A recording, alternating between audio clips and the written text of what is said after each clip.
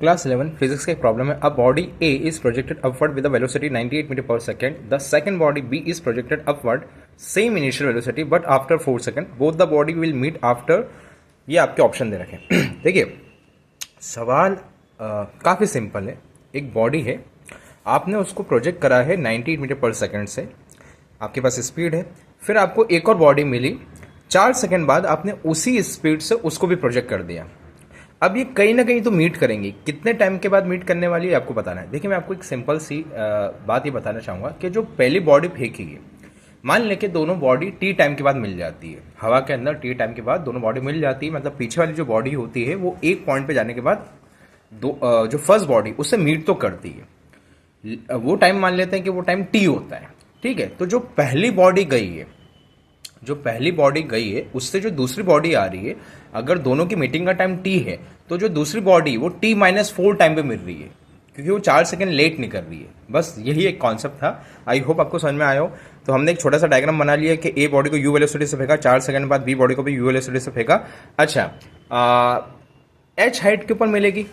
अरे कहीं ना कहीं तो हाइट पे मिलेगी ना. तो मान लेते हैं कि दोनों बॉडी एच हाइट के ऊपर मिल रही है. तो हमारे पास मोशन का फॉर्मूला होता है S is equal to U T plus half H square. चूंकि आप सरफेस के ऊपर जा रहे हैं इसलिए आपका जो एक्सेलरेशन है वो ग्रेविटी एक्सेलरेशन से कन्वर्ट हो जाएगा. और मैंने ऊपर का साइन लिया है माइनस, तो एस की जगह मैंने एच रख दिया. U T as it is, ये प्लस माइनस माइनस हो जाएगा, माइनस का हाफ जी टी स्क्वायर. बस इसी रिलेशन का यूज करना है दोनों के लिए. और दोनों की हाइट तो सेम रहेगी क्योंकि एच हाइट के ऊपर ही वो मिल रही है. और मैं मान के चल रहा हूँ कि टी टाइम के बाद दोनों मिल रही है. ठीक है, इधर देखिए ये टी टाइम पे दोनों बॉडी मिलने वाली. ये फर्स्ट बॉडी के लिए है, जो मैंने मान लिया कि first body second body T time में मिल रही है, तो फर्स्ट बॉडी के लिए तो टी लगाए. लेकिन जो सेकंड बॉडी वो तो 4 सेकंड बाद में आई थी ना. मतलब आपने जब उसे प्रोजेक्ट करा था तो पहली बॉडी को गए हुए 4 सेकंड हो गए थे. तो यहाँ पे बस टी की जगह t-4 करना है. आई होप ये कॉन्सेप्ट आपको समझ में आया हो. ठीक है, दोनों की एच क्या है, सेम है. दोनों का जो मीटिंग पॉइंट है, जो हाइट है ग्राउंड से, वो सेम है. बस दोनों को इक्वेट कर दीजिए. ये हमने इक्वेट कर दिया, ये हमने इक्वेट कर दिया. और फिर मैंने काम करा, ये जो u है इस u को मैंने इधर ट्रांसफर कर दिया. ये minus half G T square को इधर ट्रांसफर कर दिया. जी टी को एक तरफ कर दिया, u को एक तरफ कर दिया. u मैंने कॉमन निकाल लिया, हाफ जी को मैंने कॉमन निकाला, सिंप्लीफाई करा और सिंप्लीफाई करा, मेरा टाइम निकल जाएगा. आई होप आपको ये प्रश्न समझ में आया हो.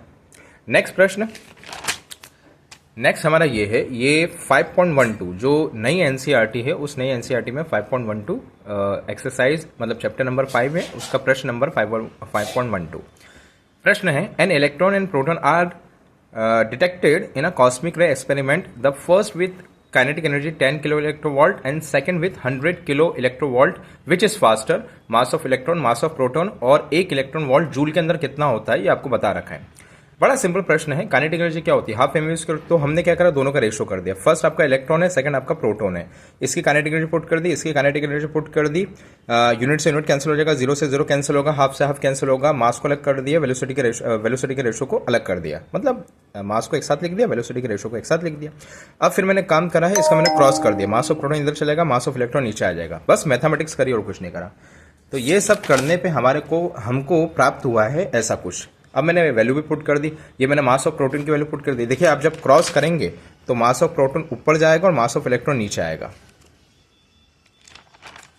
सबकी वैल्यू पुट कर दी, सॉल्व करा, वीपी को उधर ट्रांसफर करा.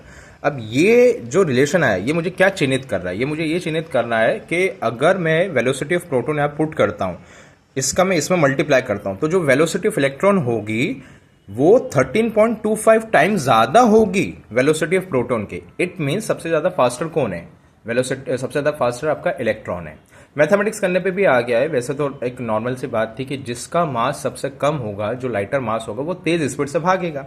फिर भी हमको एक प्रश्न दे रखा था, हमने उसे कैलकुलेट करा, सॉल्व करा, और यहाँ पे हमने पाया कि जो वेलोसिटी ऑफ इलेक्ट्रॉन है वो 13.25 टाइम्स है velocity of proton. I hope ये 2 क्वेश्चन आपको समझ में आए हो. इस चैनल पे 11-12 फिजिक्स, जेईई और नीट के काफ़ी कंटेंट आता है, काफ़ी प्रश्न आते हैं. अगर आपको इस चैनल का कंटेंट पसंद आ रहा है तो चैनल को सब्सक्राइब करिए, क्वेश्चन को आप अपने फ्रेंड सर्कल में शेयर करिए और कमेंट भी करिए. आपके कमेंट से हमें पता चलेगा कि हम सही डायरेक्शन में जा रहे हैं कि नहीं जा रहे. और आपको और कौन से प्रश्न ऐसे हैं जो डिफिकल्ट लगते हैं, जिनका आपको सोल्यूशन चाहिए, वो भी आप हमें सेंड कर सकते हैं. Thank you.